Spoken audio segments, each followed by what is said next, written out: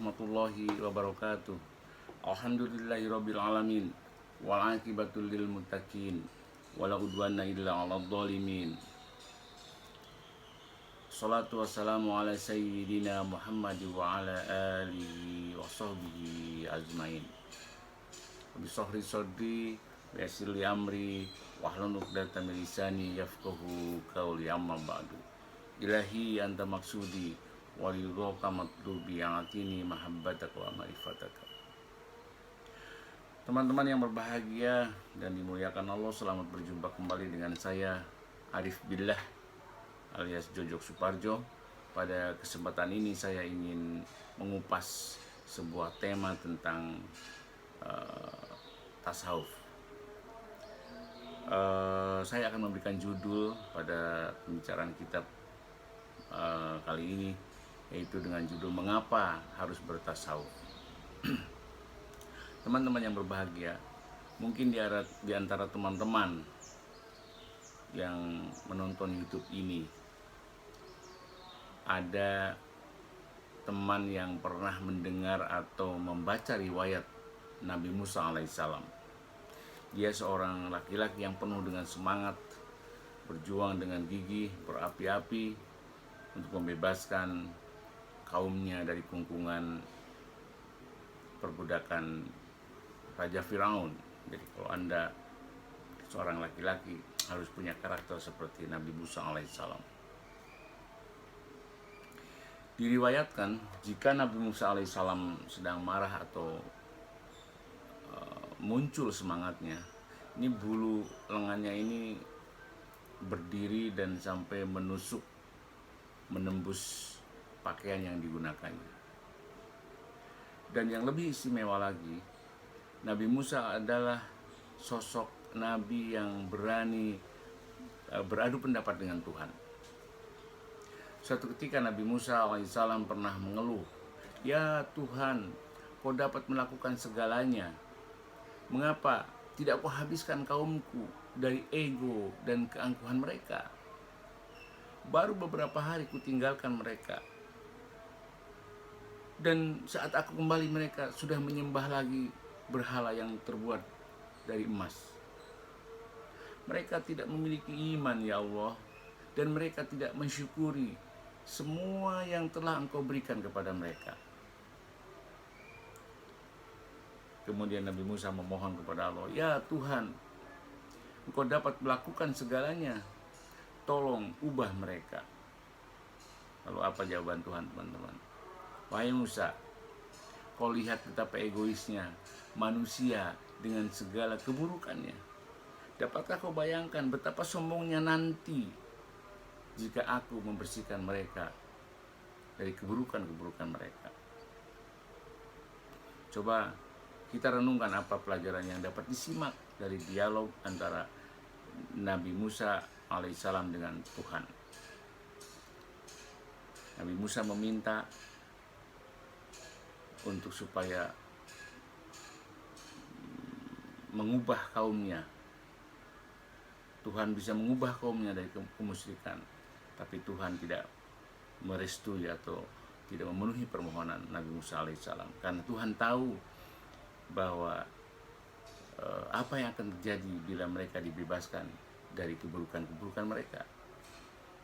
Lalu ada satu kisah yang lebih menarik. Ketika Nabi Musa alaihissalam turun dari Gunung Sinai, dia ditanya oleh seseorang, "Wahai Musa, apakah kau bisa mengundang Tuhan untuk datang makan malam bersama kita?" Dengan tegas dan rasa marah Nabi Musa alaihissalam menjawab, "Kita tidak mungkin mengundang Tuhan untuk makan malam. Tuhan tidak makan malam. Tuhan tidak terbatas. Tuhan melampaui batasan kebutuhan akan makan malam. Tuhan jauh melampaui ragawi manusia. Tuhan tidak punya mulut. Tuhan tidak seperti kau dan aku. Tuhan ada di mana-mana dan Tuhan adalah segalanya." Lalu orang yang bertanya tadi menyahut kembali, "Apa kau yakin tidak bisa mengundang Tuhan untuk makan malam bersama kita?" "Ya, tidak mungkin," jawab Nabi Musa alaihissalam dengan tegas. Maka tetapi ketika Nabi Musa alaihissalam kembali ke Gunung Sinai, Tuhan bertanya tentang undangan makan malam tersebut. Lalu Nabi Musa alaihissalam menjawab, aku katakan engkau tidak bisa makan malam bersama mereka.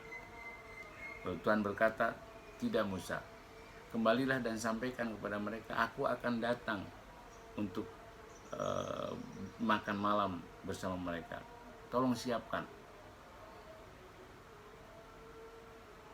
Kemudian Anda bisa bayangkan kira-kira harus berkata apa Nabi Musa alaihissalam kepada kaumnya ketika harus menyampaikan bahwa Tuhan akan datang makan malam. Padahal sebelumnya dia menyampaikan Tuhan tidak bisa makan malam bersama mereka.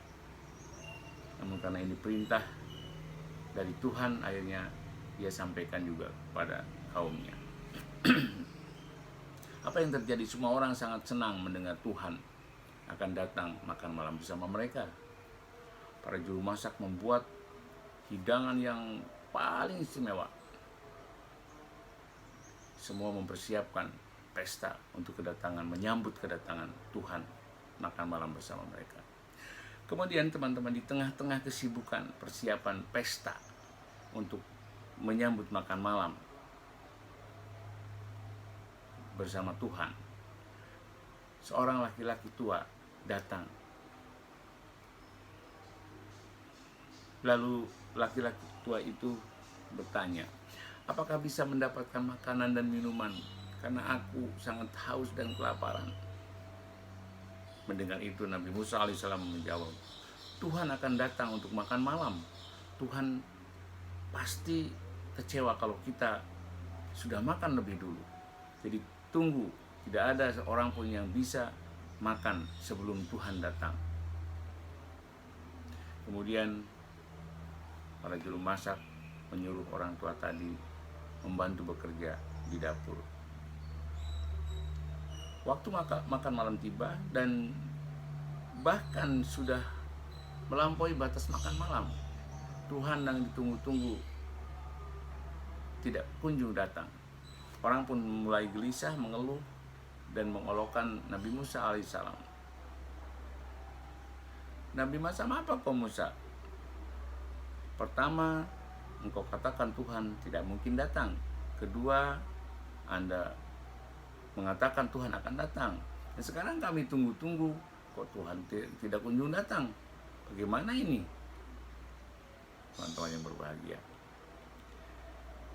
Keesokan harinya, Nabi Musa alaihissalam kembali ke Gunung Sinai dan mengeluh kepada Tuhan.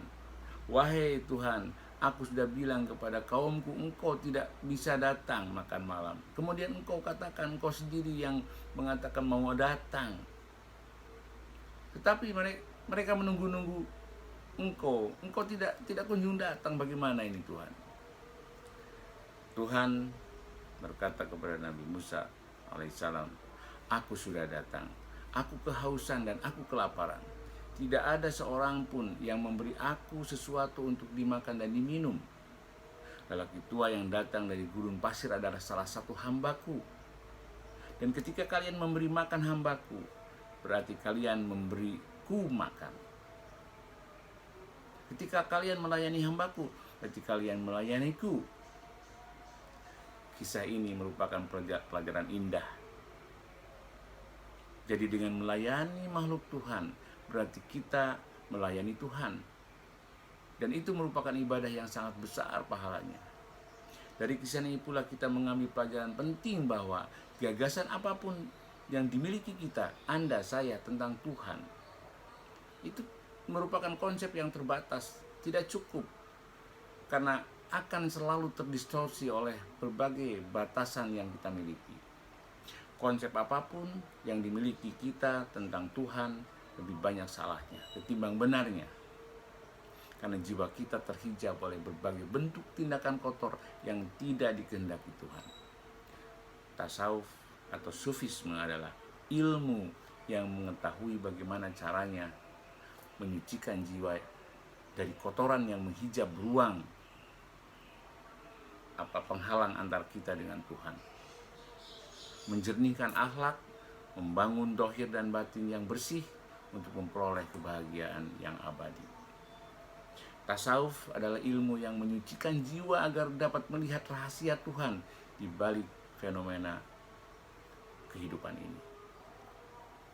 Karena itu, bertasawuf berarti berusaha memahami kehendak Tuhan, meningkatkan ketaatan kepadanya untuk mendapatkan limpahan kasih sayangnya.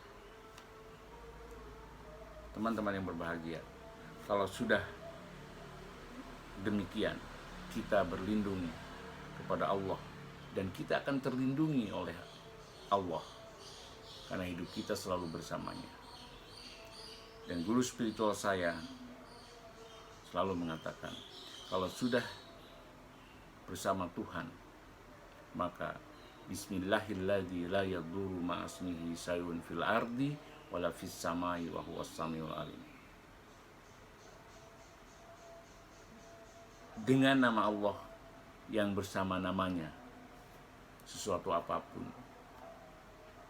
tidak akan celaka baik di bumi maupun di langit. Dialah Maha mendengar lagi Maha mengetahui.